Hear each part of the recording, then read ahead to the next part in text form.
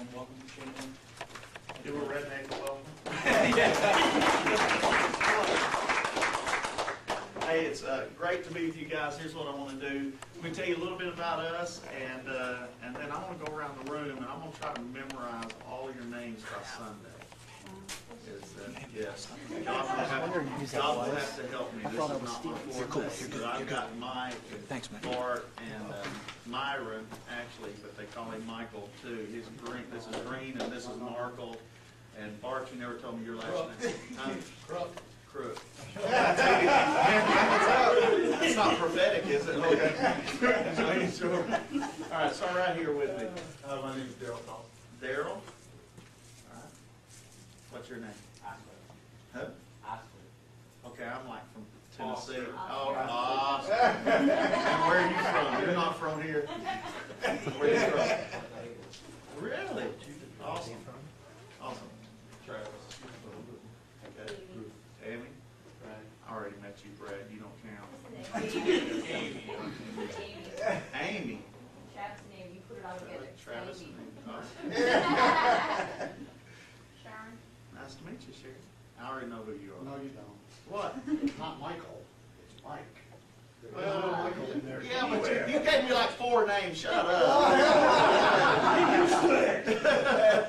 You try to confuse a preacher, man. I'm a preacher. I'm not that smart. Yeah. Tell everybody who you are. They all know who you are, right? James. James. Jerry. Willie McGee. Willie McGee. Denise. Denise. Amy. I met Amy back in the hallway. This is my son, Adam. Adam, stand up. Anybody messes with me, you got to take him.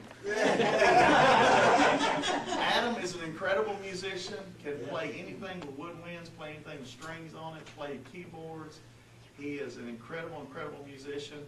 He is really, really great at woodwinds and stuff. And now, after getting here, you know, you kind of hate to take musicians and go and barge into somebody else's church, but after getting here, I wish now I'd have told him to bring his saxophone. He could have tore it up for you guys Sunday and kind of blew you away with that. So next time we come, I promise that we'll make Adam bring his saxophone and play for you. This is my wife, Pam, right here. And we've been married 20 years, May.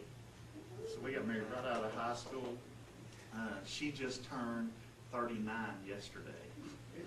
She didn't want me to tell that.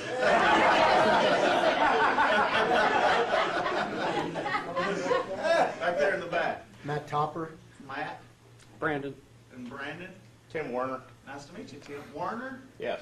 W-E-R-N-E-R? Yes. Man, we're close, you know. You got the right head, you just got the wrong name.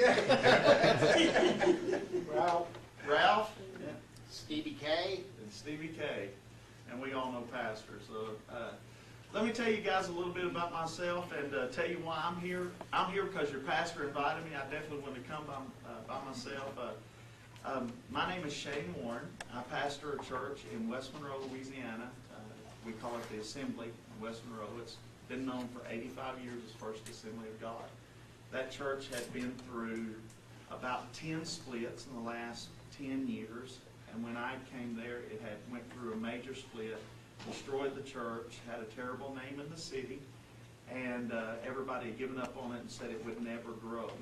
And at that time, we came to a small group of people who were hurting. Most of them were elderly. Not that that's a bad thing, but you know, young people are a driving force behind any great movement in church. Every great revival of history has been birthed out of young people, not out of adults, believe it or not.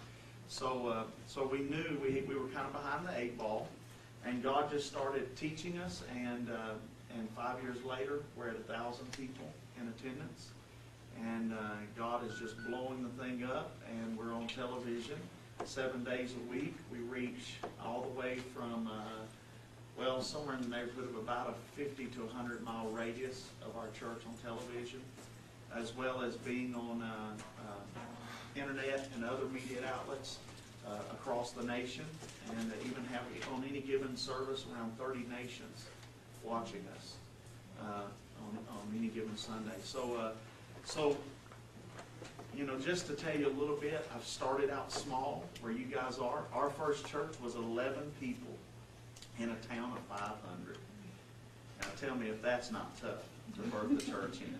11 people in a town of 500, and God helped us explode that church. And then our second church was 22 people in a town of about 2,000. And God helped us explode that church. And we ended up where we were. We thought we would never, ever leave our second church. We thought we were going to live in this one place the rest of our life. And then God said, I want you to go do this and help this church that was struggling. In doing that, God's given me a lot of keys. I'm only 39 years old, so I'm like at least as young as most of you guys in here. I'm definitely younger than you are. And, I'm just messing with you. And you guys will find out I'm like a big jokester, so I'll pull all kinds of pranks on you guys, all kinds of stuff. You know, in doing that, it's opened a lot of doors, literally around the world, to speak to ministries and help them grow their ministries, grow their churches. And like your pastor, I have a lot of pastors who, you know, just look to us to help them. I'll tell you up front, I'm not coming and taking anything from this church. I'm not taking an